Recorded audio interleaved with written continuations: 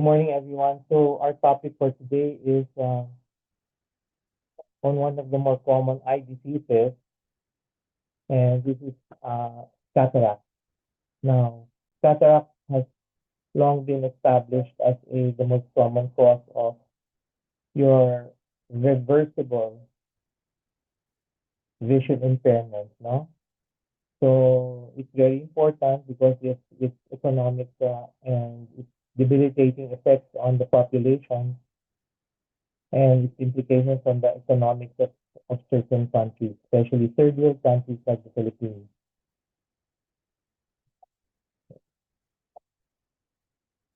Now, being a common eye illness, we have to learn, we have to teach you guys how to identify this, especially as general physicians, and we have to learn how to at least recommend a treatment plan to patients, even if you're not an ophthalmologist. So this lecture will go through the pathophysiology of cataract, some pathophysiology, as with the asynchronous lecture, and we will also give you some uh, features or some details on the clinical course or how this particular disease, eye disease, will affect your patient's quality of life. In addition, we will also discuss in this lecture treatment modalities or treatment options that we recommend to patients. So if you do encounter patients with cataract, then at least you can give them an idea of what would be done and what is needed to be done if and when you refer them to an ophthalmologist.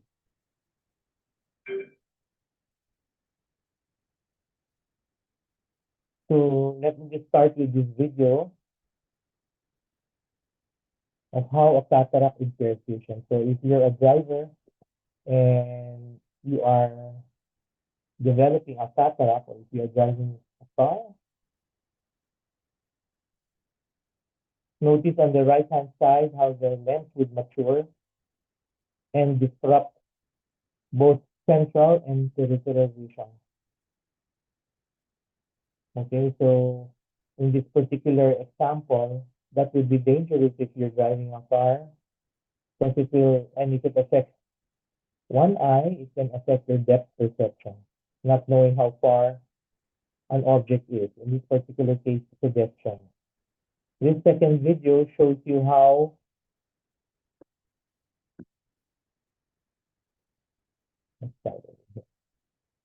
this video, the second video, shows you how it will affect both far and near. Notice the person tumbling in the sand, playing in the sand in the background, and notice the surf in the foreground. So it will affect both far and near vision as well as color perception. Notice how the surf has been obscured, not just clarity, but even the perception of color is affected. So go back to your right hand side, you will notice the accumulation of brown pigments in your lens, in your crystalline lens, as the cataract matures. Poll question one, please, Patrick.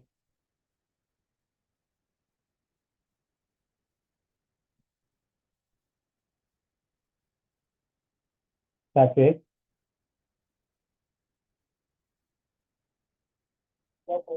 poll question one.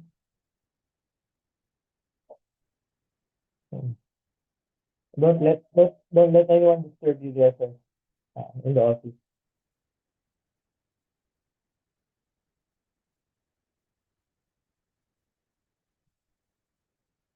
Please answer the question.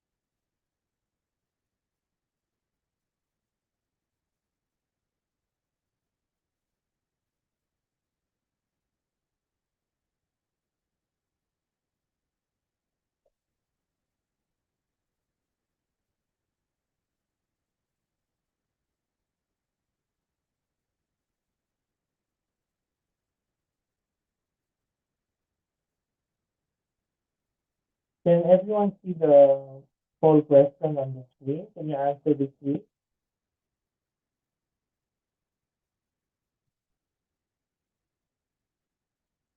Mhm. Anyway, okay. So the question says the following are features are being more pathophysiology or the etiology of cataract.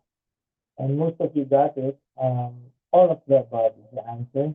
82% of you got it. For those who answered diabetes, it's not wrong, but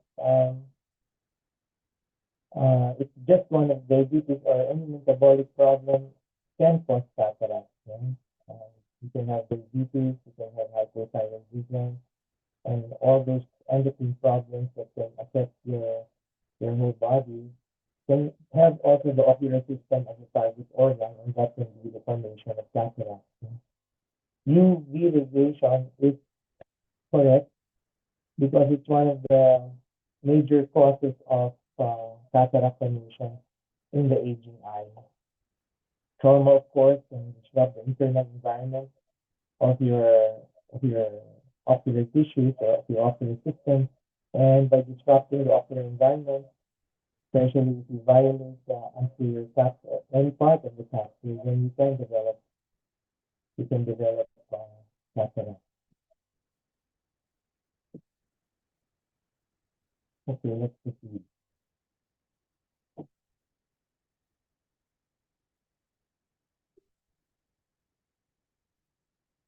So just take a look at the slide. This is also in the asynchronous. So as I mentioned earlier, systemic diseases can have the ocular system as a target organ. So it can cause cataract. Any form of inflammation, exposure to toxins, even smoking, chronic smoking, can cause cataract formation.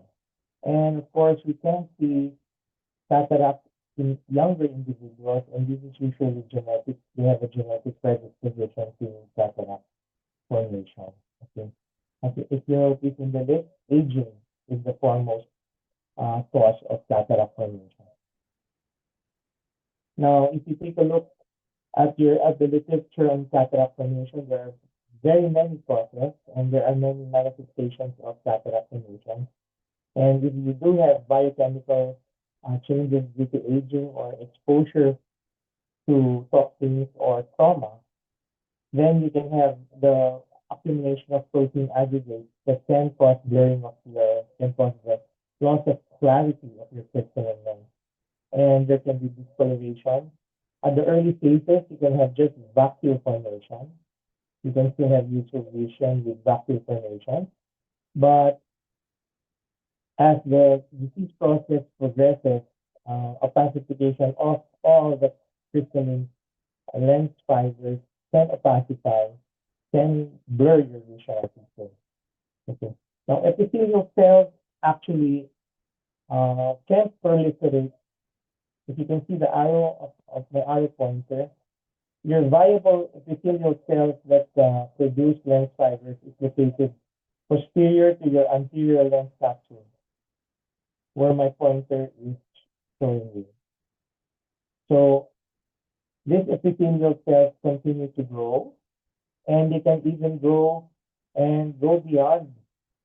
Uh, and when they grow and they proliferate, as you get older, the older lens fibers get compressed and become opacified, and this also causes cataract formation. Okay. Now, other factors such as malnutrition can affect your lens, can badly affect your lens. And if you notice, a normal lens will focus your image on the macula.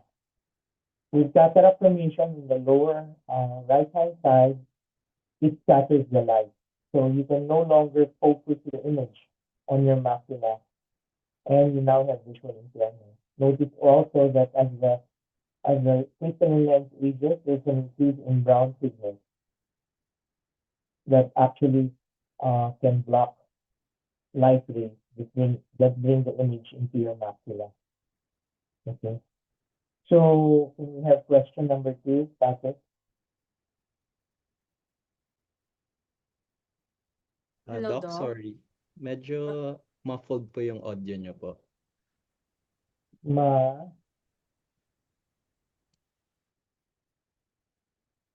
it might be the signal.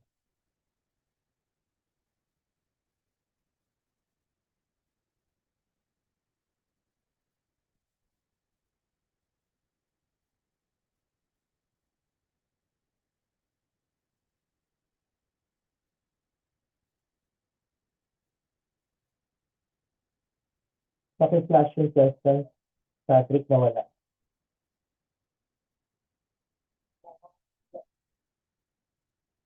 Wala sa screen ko.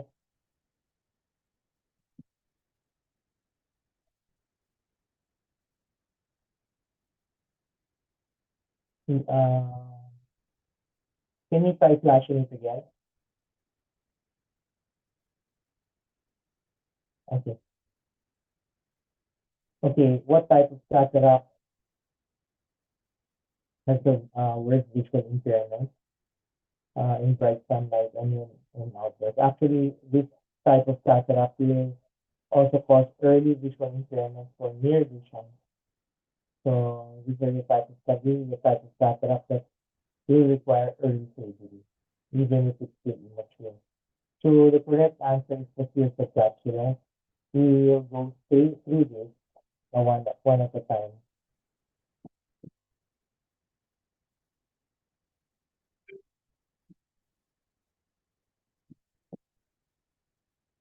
So there are certain anatomical landmarks or uh, portions of your crystalline lens. So take a look at your upper right-hand side. Your crystalline lens is composed of a central nucleus. Okay, look at my pointer. And around your nucleus would be your cortex or the cortical material. Okay, and these are all enclosed in a capsule. This is your anterior capsule, and this is your posterior capsule.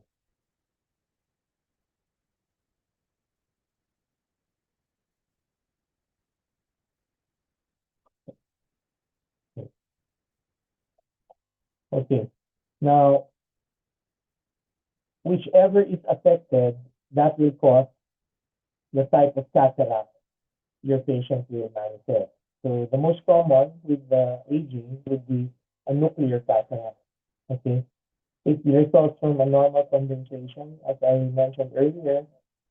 Your epithelial your epithelial cells or your lens fibers continue to grow, originating from that layer of cells just behind your anterior capsule.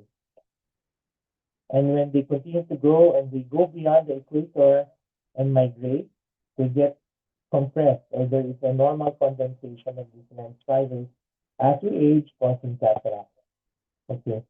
Now, nuclear cataracts are central. So if you take a look at them under the slit lamp, this is how it will appear, your lower left-hand side photo.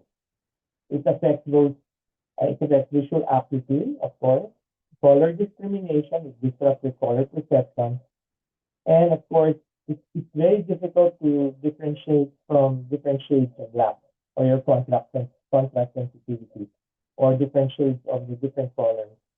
And of course, it's notorious for causing second sight.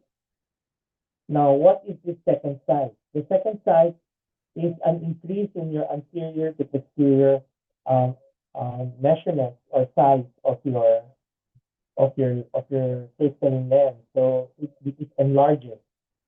Your cataract enlarges, and with enlargement, it increases the refractive index of your lens. So your patients will be able to see near with the evolution of a nuclear cataract. But this is temporary. The problem with second sight is that it gives a false sense of security to the patient. They experience the initial blurring with the early cataract, but with an early nuclear cataract, But during the clinic, of course, because of the increase in the refractive index of the crystalline lens, their near vision improves. Second sight, when this occurs, this actually delays consultation. And when this happens, sometimes they come to us quite late with a more significant cataract that will entail a longer surgical time.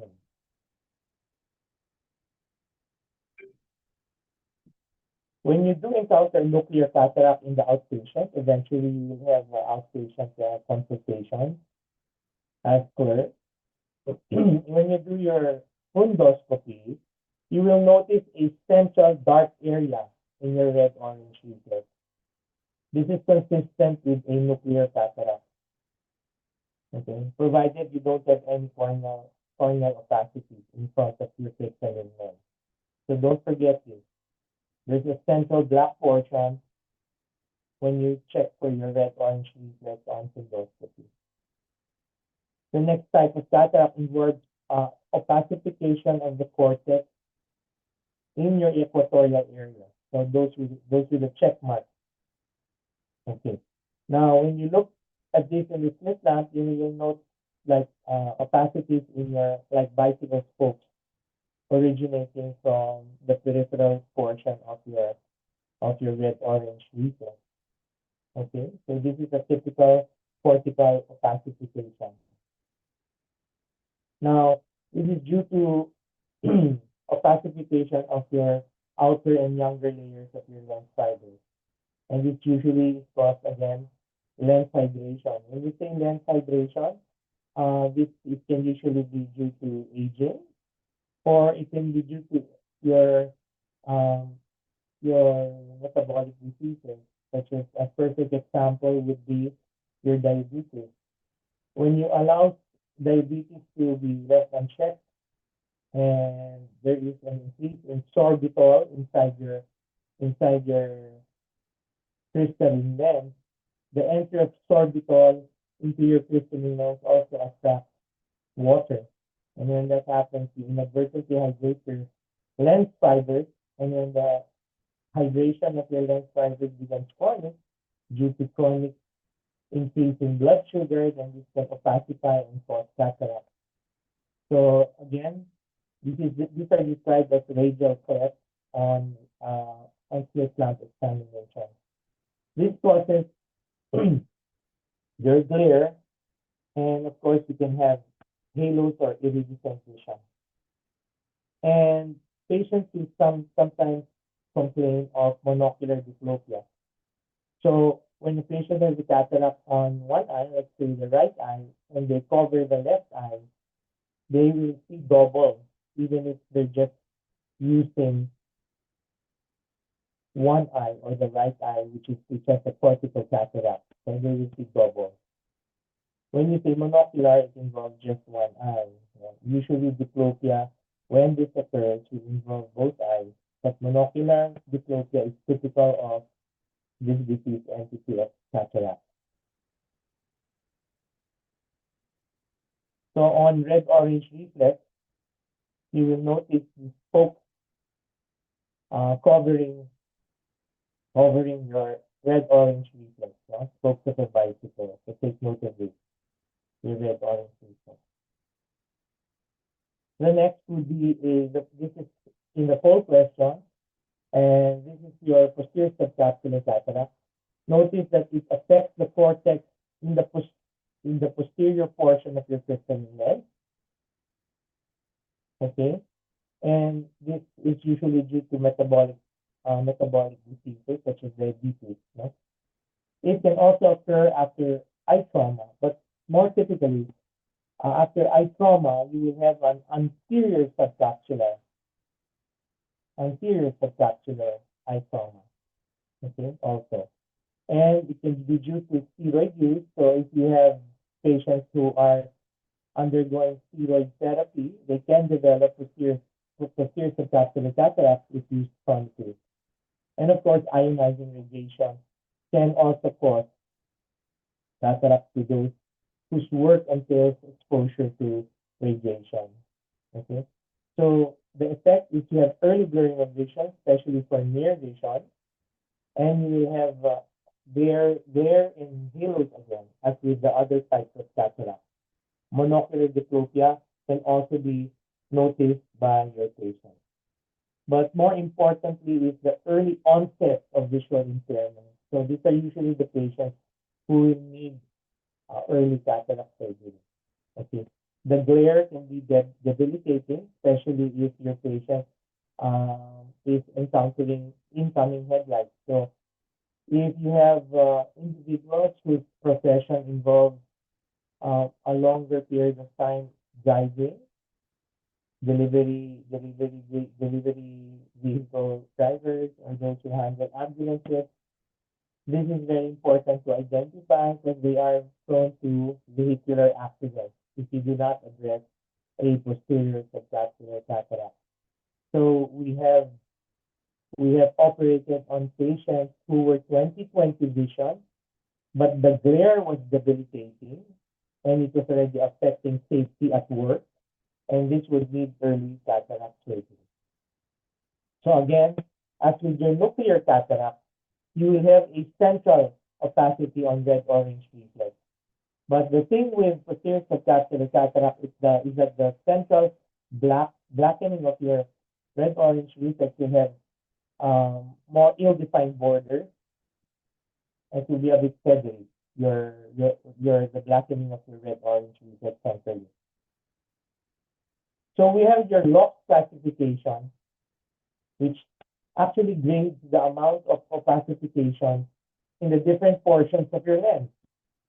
Your nucleus, your cortex, and posterior subcapsular cortex. Okay. So as you go along, the higher numbers will tell you that the classification is progressing. Okay, or it warrants surgical intervention again. We actually classify our cataracts and we correlate it with visual function. So our decision making is a correlation with the stage of your cataract in terms of your LOX classification and the degree of visual impairment that you notice and that the patient perceives. For question number 3, Patrick.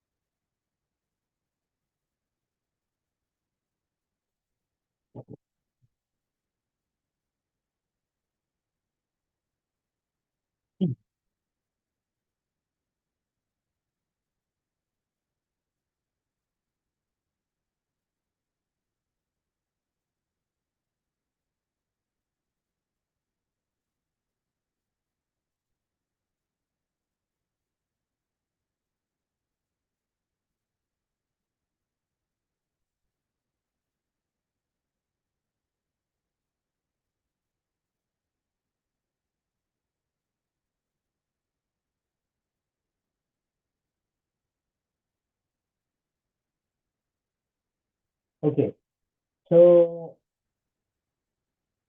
unfortunately, most of you, the following are typical of isolated cataracts. No?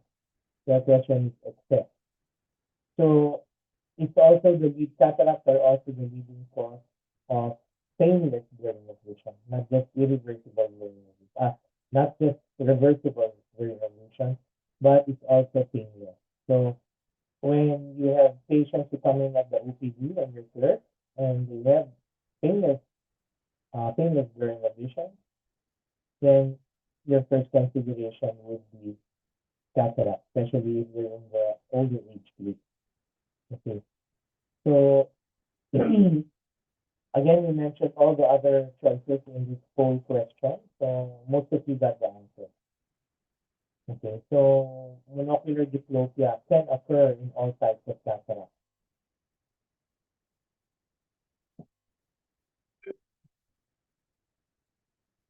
Okay, so systemic diseases, again, just to emphasize, not all of you will be ophthalmologists. So if you finally change your specialty, just don't forget that your eye is a target organ for many systemic diseases. No? And the common manifestation is cataract. And some of the more grave complications of systemic diseases would be your optic neuropathy. Don't forget your anti-TB drugs, your ethambutol can also cause visual impairment. Okay, don't forget that certain medications used by immunologists and rheumatologists can also cause a damage to your retina. Okay, don't forget it. So systemic affectations or systemic diseases can have your ocular system as a target organ. Now, when doing your history, you have to know that certain other eye diseases can cause visual impairment, and some can also cause a similar thing as blurring of vision. So check for other comorbids in your eye. The most common in your aging population would be your age-related macular degeneration. So in the Pacific West in the Eastern Pacific region, okay, Eastern Pacific, this would be the most common comorbid that you encounter. But in your Western Pacific region, then it would be cataract that would be more common in affecting the population. Now check for trauma. Trauma is important because sometimes it can cause damage to your intraocular or to your other ocular tissues internally, and it can also cause more complications when you eventually have to do uh, eye surgery. Okay, so sometimes trauma can cause a disruption or a rupture of your zonular fibers which support your system window, and this can cause this previous trauma will dictate or will somehow cause a more complicated surgical course when they have to undergo cataract surgery. Take note also of toxins and radiation.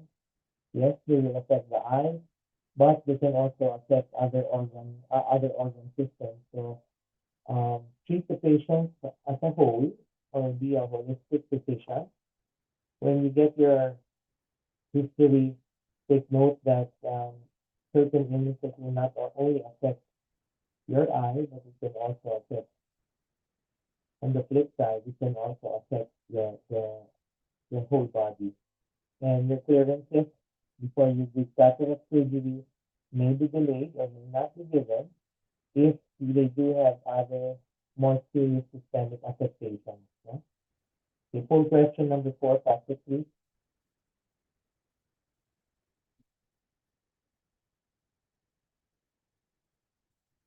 Patrick,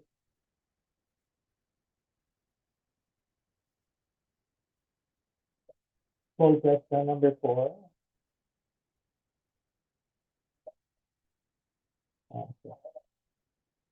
So ICT.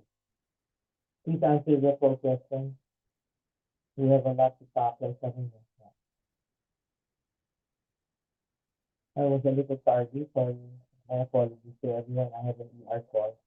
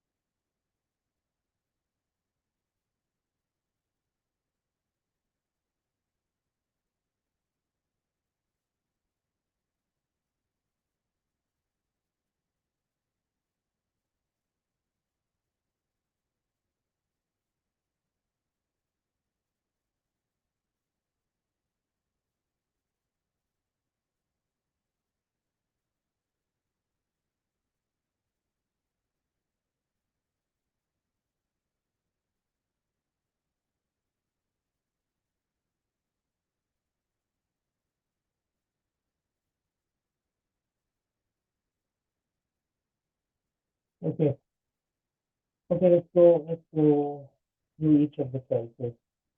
It's a bedside examination. Okay. It is to evaluate and prognosticate. Okay.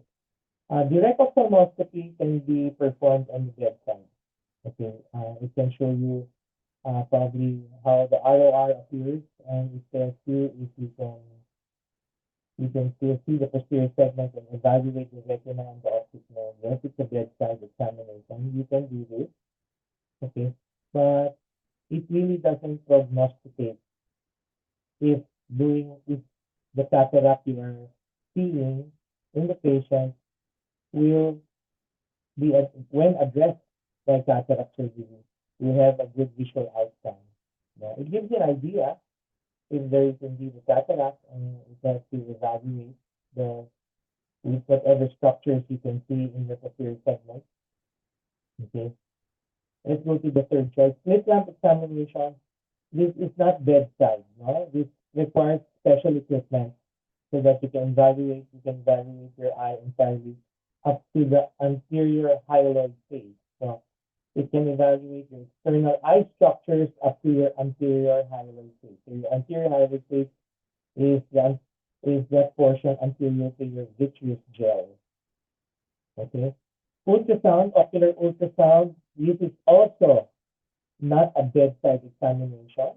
This involves special equipment to evaluate your posterior segment if you are unable to see the windows with direct ophthalmoscope, with a direct ophthalmoscope. So if that cataract is so advanced that you can no longer enter the eye with the ophthalmoscope, you can no longer see the retina and the nerve, then a B scan or B scan ultrasound is warranted so that you can more or less evaluate whether there are pathologic lesions inside the eye that will tell you that the eye will not improve vision if cataract surgery is done. Or it can tell you if the eye needs further surgery after the cataract is done, because there might be contraction done, and there can be a vitreous hemorrhage that needs surgery after the cataract surgery. The correct answer is your swimming flashlight test, or this test for the presence of relative apparent pupillary defect or your Marcus gland pupil. Okay? Remember, if you elicit a Marcus gland pupil in your affected eye, then that tells you that there is severe damage to your retina or your optic nerve or your optic nerve. So prognostication, if they do have a positive swinging flashlight test, then prognosis is poor if they undergo cataract surgery. I hope that's clear. Let's go to the next slide. I'll probably need some of your lunchtime, folks. Okay, so when evaluating, of course, you check if they improve with glasses, so that's visual acuity with and without correction, thin and con correction. Check for color discrimination to see the degree of how much color perception is disrupted. If indeed the patient cannot see the Snellen chart or the letters on the Snellen chart and actually cannot see counting fingers, cannot see hand movement, okay, then probably you have to see if there is indeed light perception. Then check which direction they can see that beam of light they are flashing into their eye. So check for light perception. Again, check for marked gland pupils. Of course, your residents and your consultants always check for certain eye problems with a slit lamp microscope. An external infection has to be checked because any infection can have deleterious effects if you do intraocular surgery because microorganisms can enter your internal eye and you can lose the eye from a fulminant infection called endophthalmitis. So if you will notice when you rotate in ophthalmology, we're very, very particular about examining the patient for any signs of infection, whether that may be just a blepharitis or as bad as a dacrocystitis. So all signs of infections have to be ruled out before you contemplate intraocular surgery or intraocular or surgery that involves intraocular involvement. No? Now, phacogenesis, iridogenesis, these are signs of a tremulous crystalline lens or a tremulous iris. When this happens, this is a clue that your zonular fibers that are supporting your crystalline lens are compromised. So you can still undergo cataract, the patient can still undergo cataract surgery, but you have to avoid complications by preparing the necessary equipment to address phacogenesis and iridogenesis. Pseudo exfoliation, you will see dandruff material intraocularly on your anterior lens capsule, on your iris sphincter, or your pupillaris sphincter, on your iris bed. May dandruff yan. Parang may dandruff that has been spread on your iris, your pupillaris sphincter, and anterior lens capsule. If you see this is a disease entity which comes with zonular weakness. Again, you have to prepare for this to avoid complications. And posterior synesthesia will tell you also that there is an inflammatory process that has happened or is happening in your eye. So you have to evaluate further if your patient has uveitis, because this makes the surgery more complicated, even after your post-operative phase. A shallow anterior chamber can tell you that the patient can be predisposed to angle closure glaucoma. Corneal opacities, whether that may be due to genetic predisposition or trauma, can compromise your view of the posterior of the intraocular structures while you're doing your cataract surgery. So you have to watch out for this. Corneal opacities will also tell you that maybe the endothelium is compromised. It might be a corneal guttata. Okay, you can see this in acute hereditary acute. Now, to be more complete in the examination, we do a dilated fundus exam, or what we call an extended fundoscopy, to evaluate the posterior segment so that more or less we can prognosticate. Okay, ancillary tests. Of course, before we do any surgical intervention, we check if the patient is healthy. We get a cardiopulmonary clearance. More importantly, if they are on anticoagulants or blood thinners, these have to be discontinued temporarily because we don't want any bleeding to occur intraocularly. Okay, aside from other things that has to be checked by your internal medicine specialist. Okay, now ancillary tests, we do a refraction to see if there is astigmatism. But we have special lenses to address significant astigmatism. We also check if we are nearsighted or myopic, because if they are myopic, then certain complications can occur when you're doing your cataract surgery due to a longer eyeball. Also, a shorter eyeball, if they are hyperopic, makes for a more difficult surgery because the space you are working in microsurgery is limited in a shallow chamber.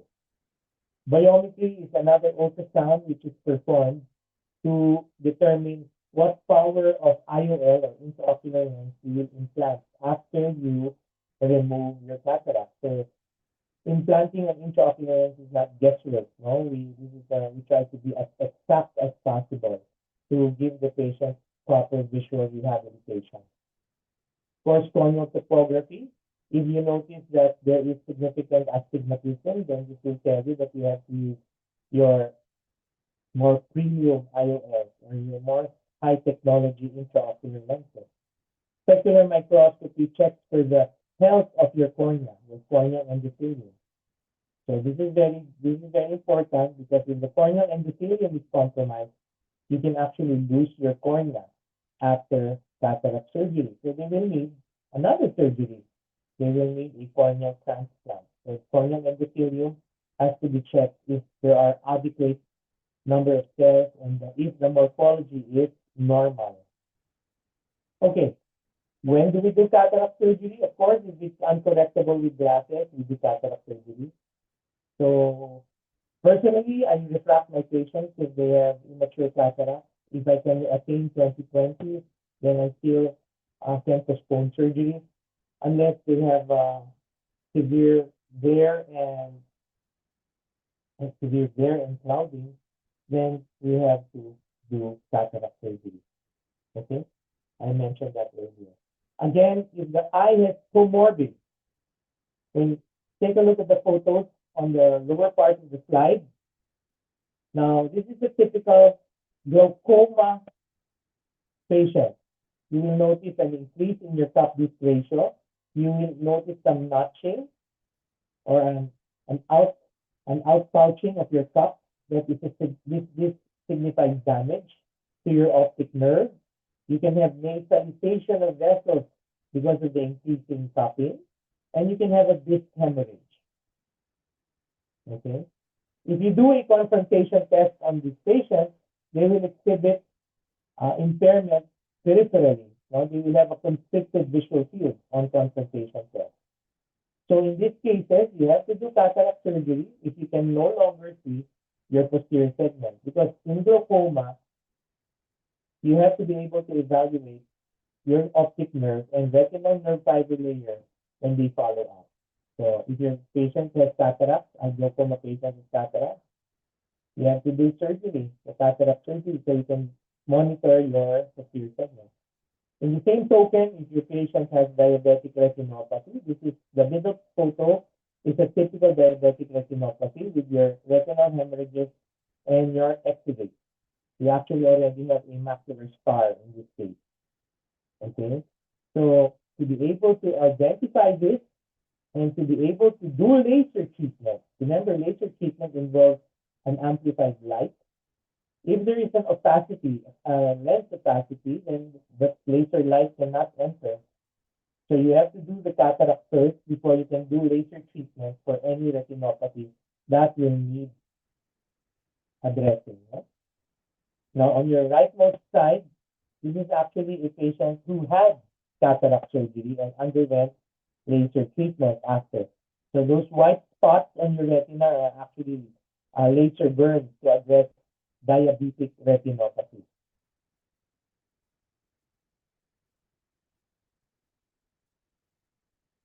Okay.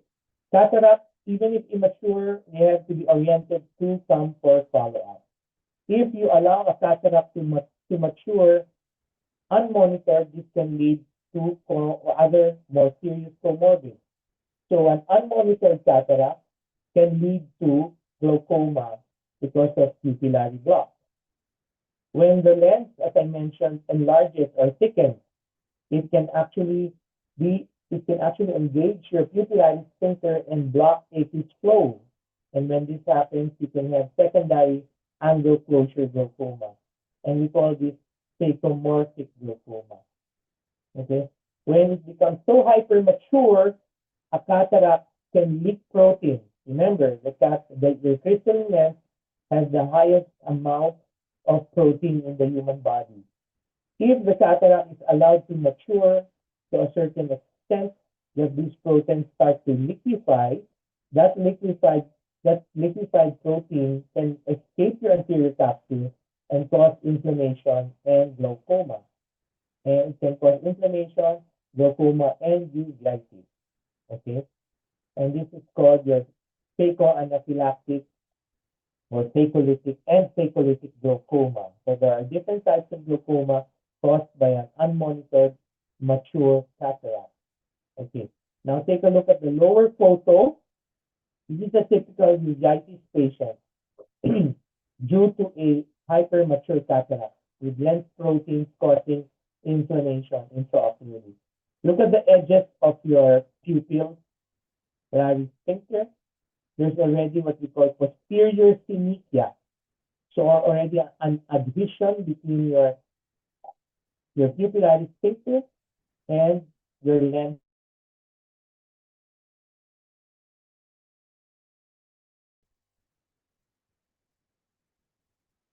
That's it.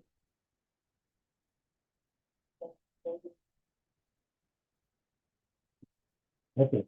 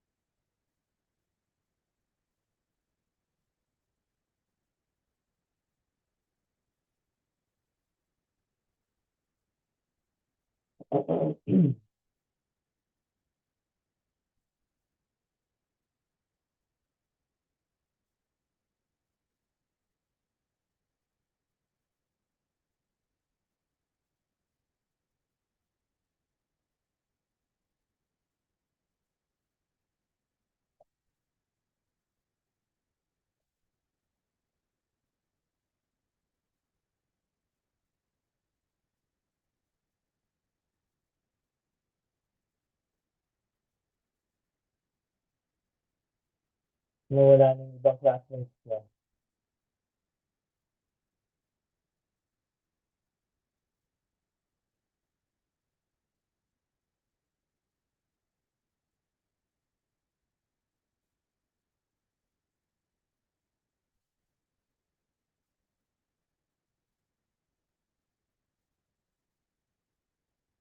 The four questions are designed to introduce you to the next topic in the lecture. It also will have additional information with when I give you feedback with your answers. So, you guys should participate.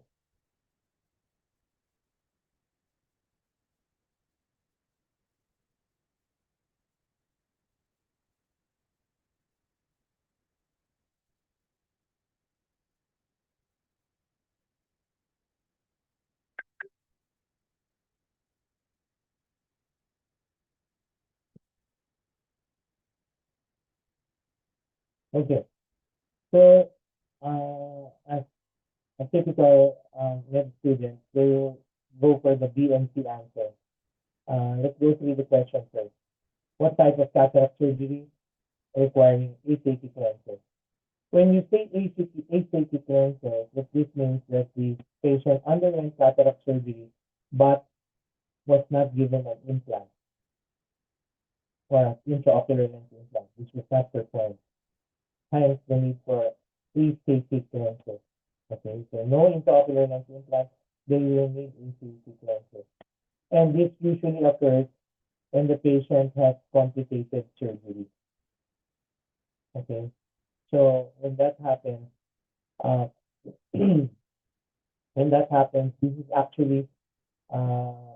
this is actually a case where you will need those lenses that are thicker in the center, spectacles that are thicker in the center.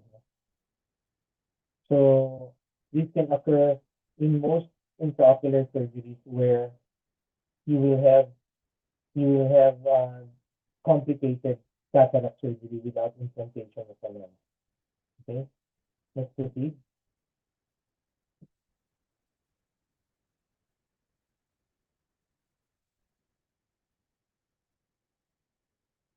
Okay.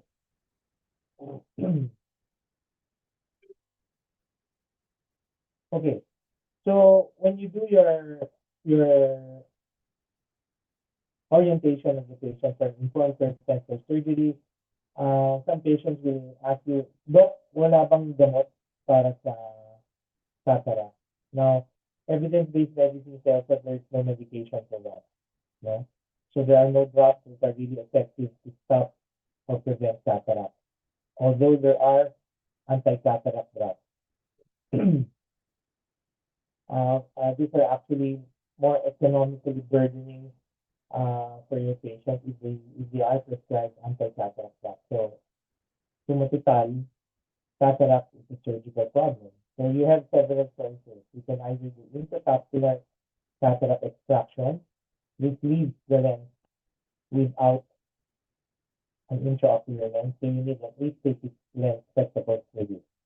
Extracapsular cataract extraction, there are several. You can do your extracapsular cataract extraction, which we call manual ECCE, or you can have an ECCE type using ultrasound, which is your phaco emulsification, or the modified ECCE, or your manual M6, the manual small incision cataract surgery, and of course the more advanced femtosecond surgery. Now let's go through each one again. So this is your intracapsular cataract surgery. This was the earliest form of cataract surgery. Notice that the incision is very large. No, because we remove the lens entirely. We don't leave any structure to support an intraocular lens implant. Okay, so they will use opaque spectacles after surgery. This is a very old technique. Sometimes it's still used, especially in cases of severe uveitis that's caused by the lens. You have to remove the lens entirely. Okay, type of anesthesia, you can go for local anesthesia, but sometimes they will prefer a general anesthesia. Because of the huge surgical incision, you will need more sutures. More sutures means more healing time. More sutures means more astigmatism. Okay? Next slide. This is your extracapsular cataract extraction. It requires a smaller incision, 160 degrees, sometimes smaller, depends on your estimated size of your nucleus. Again, you remove the entire nucleus this time, not the entire lens. So what do you leave? You leave your anterior cap, you leave your capsule, your lens capsule, you leave some of your cortical material, which will be aspirated. I'll show you later on. In this case, you will have a remnant of your lens capsule that serves as a hammock where you can implant your IOL. Okay? The type of anesthesia can either be local anesthesia or general. The next type, phacoemulsification, a much smaller incision. Okay, your corneal incision will be about 2 to 4 millimeters, depending on what machine you're using. The latest machines require only 1.75 millimeters. Okay, so smaller incision, no need for suturing, or if ever you need suturing, one will do, 1 or 2. Okay, it uses a phacoemulsification probe, which emulsifies your nucleus and removes it piecemeal.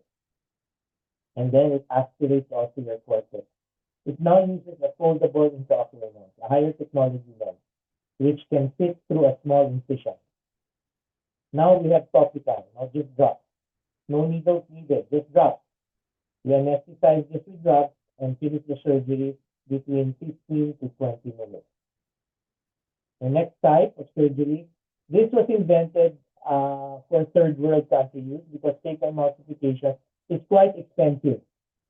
So we create a scleral tunnel leading into your intraocular structure, intraocularly. The tunnel leads intraocularly, where we perform cataract surgery, extracapsular cataract surgery, and remove the lens as a whole, again leaving your lens capsule to serve as support for your implant. The surgery entails a small incision, not as small as a little bigger than your phacoemulsification, 5 to 7 millimeters, but the scleral tunnel is self-sealing.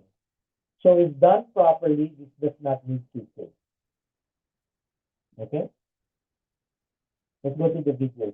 It's clearer. So this is phacoemulsification.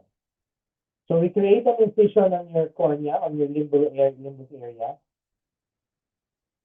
We put a gel, a viscoelastic gel, to form your lens, to form your anterior chamber, to make it secure, to protect the endothelium. Remember, the endothelium has to remain undamaged. That's why we put a viscoelastic agent. We remove your lens capsule,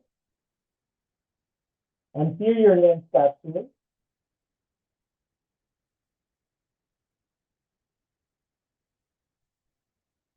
Okay. Then we hydrodissect. We dissect with fluid to separate the anatomical portions of your lens for easy phacoemulsification. So we emulsify your nucleus. We are now emulsifying the nucleus of the cataract with ultrasound. So that's an ultrasound probe.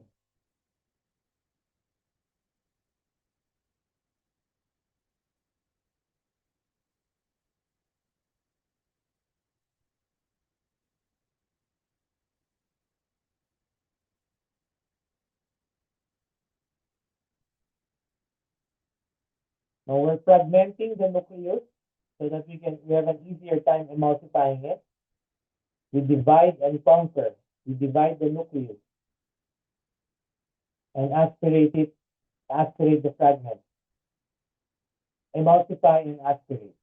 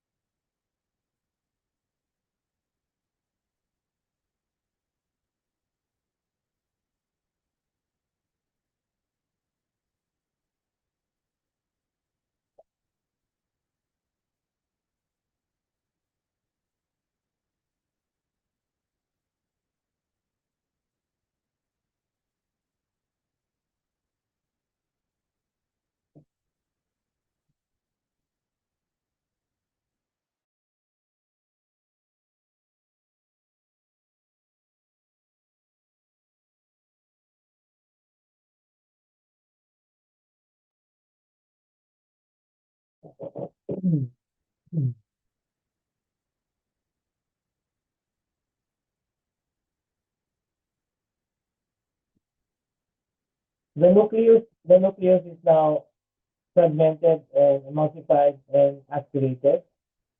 We reform the chamber for the next procedure. We now aspirate the cortex.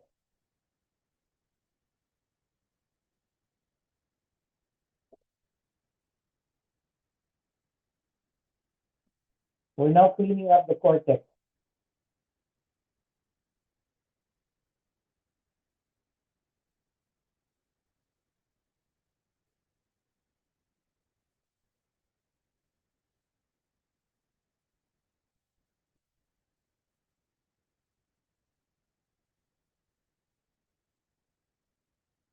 So we're very OC about this because if you don't remove all the cortex, it will cause a more severe post-operative inflammation. Lens material is foreign body to the eye, to the intraocular eye, to the intraocular environment of the eye. Now we reform the anterior chamber and we inflate the capsular bag. Now we're going to inject a foldable lens. Once the foldable lens uh, enters the eye, the body temperature unravels, causes the unraveling of your intraocular lens, and it's implanted inside your capsular bag.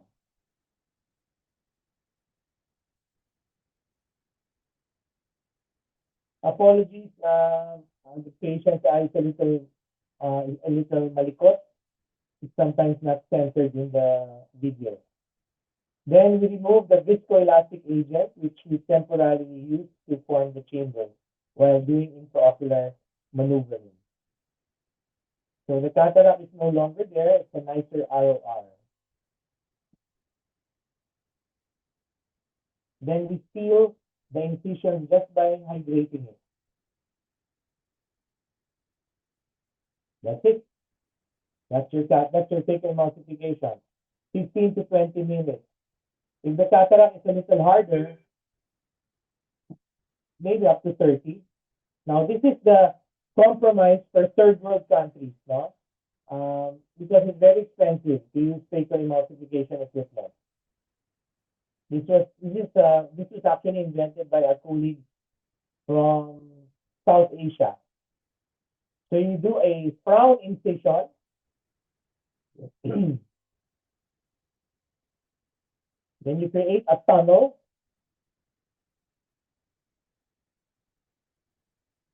You prepare the tunnel, create another opening, you put the dye. This is a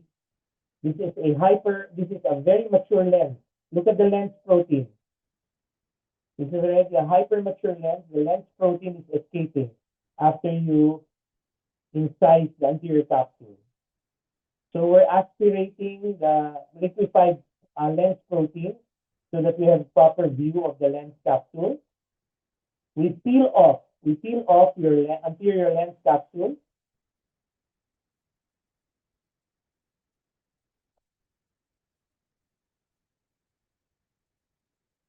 Okay, we're peeling it off.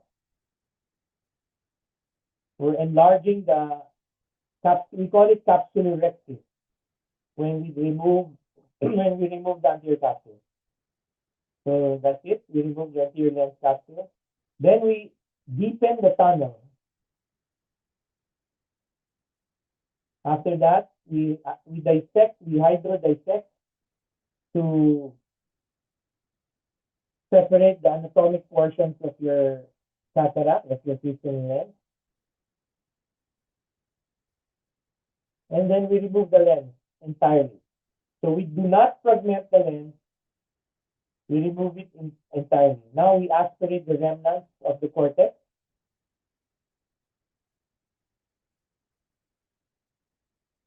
We reform the chamber with the viscoelastic agent and insert a rigid lens, not a foldable lens. It's cheaper. So your rigid lens is cheaper also. So this is very cost effective, no? And very useful in areas that do not have the equipment for phacoemulsification. Then we seal our incisions and check if it's intact. Okay. Go to the next slide. So plaque is just a higher technology type of cataract surgery. It's still an extracapsular cataract surgery procedure. Okay, but it uses a laser to create the capsule rectus or the removal of the anterior capsule. It uses laser. It also uses the laser to incise the cornea, to remove the anterior capsule, and to fragment the lens. Eventually, it will need phacoemulsification to do the cataract surgery. And then again, it's sutureless, less astigmatism because smaller incision, shorter procedure, except that you have to go through the laser portion of the surgery, and you don't have to incise the conjunctiva. But it's quite expensive, huh? And it has a steeper learning curve to learn the surgery. Okay? First, you have to have the equipment, medyo mahal. Costs about 40 million pesos. Okay, these are the different types of lenses. So after cataract surgery, look at the top photo. That's how it will look, your lens, your IOL. So it's resting in your anterior capsular bag. It has two arms, we call it haptics, that engages the equator of your lens capsule to be secure, centered. So there are different types. Monofocal is more common, so it will improve far vision. If you use your toric, notice there's a line here to guide us in implanting to correct astigmatism. So this will correct you for far and for astigmatism. And of course, we have your multifocal. It's like more expensive.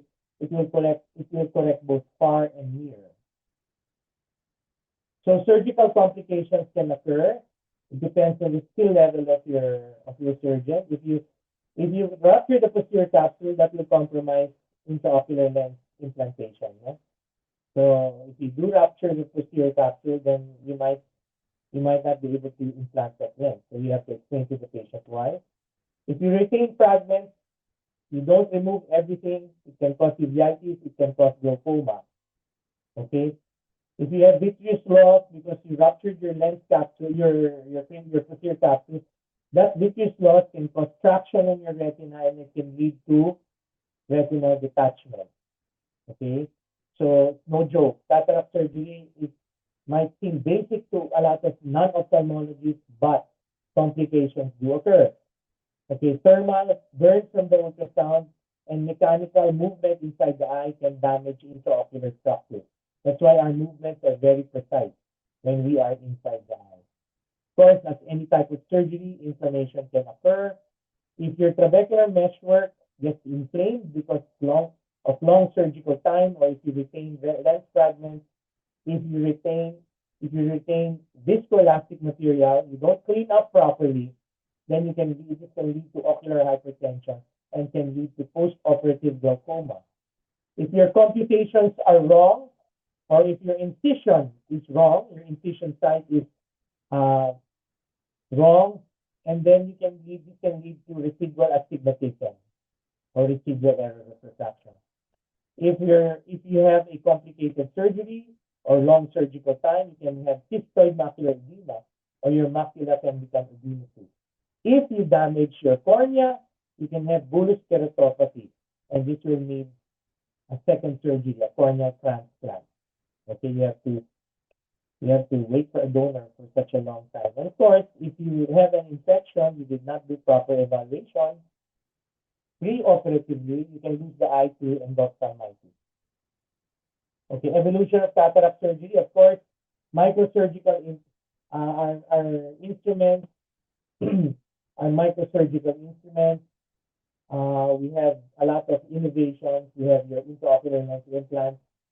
Now, that technology is actually trivial. It was invented due to the war technology in World War II. When fighter pilots will have their canopy shattered, and this canopy material in their planes entered the eye, they noticed that it was inert. So the glass fibers from the canopy didn't cause inflammation inside the eye. So they use this same material from plane canopies to create intraocular lenses. That's a little trivia. Okay. Now, of course, we have a lot of instruments and other medications that can maintain the integrity of your anterior chamber while we're inside your viscoelastic material to keep it formed while we're doing intraocular surgery. Then, of course, we have your ultrasound probes, which are now very small, and we can enter the eye with small incisions to fragment that cataract and aspirate it. Okay. The implications of modern cataract surgery: less sutures, less astigmatism, shorter surgical time, faster wound healing, less inflammation, and of course, shorter recovery period. That's about it. Thank you for your attention. Sorry for the extension of your time. Hope the lecture was a supplement to your asynchronous lecture. I can't on my video, so that's why my picture is not there. But I'll be encountering you naman during your clinic. Okay? I think if you don't have a next subject, if you have any questions, you can ask it now.